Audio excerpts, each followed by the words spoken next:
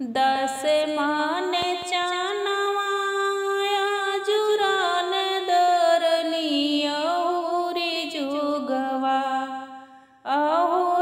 जुगवा अब ससुरु बैठौली रखवारे अहुरी जुगवा। दस मान चनवा जुरान दरनी अहुरी जुगवा अब ससुरु बैठौली रखवारे अहुरी जुगवा। एको ही चनवा ससुर चोरवा ले जइए अहुरी जुगवा अब ससुरु के थाना बनवाई अहुरी जुगवा।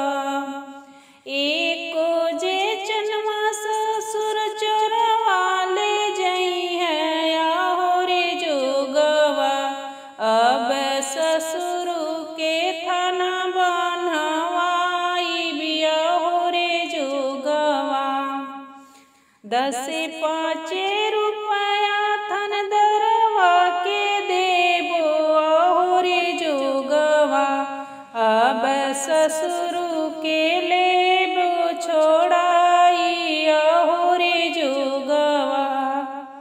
दस पाँच रुपया थाने दरवा के देबो अहुरी जुगवा अब ससुरु के लेबो छोड़ाई अहुरी जुगवा।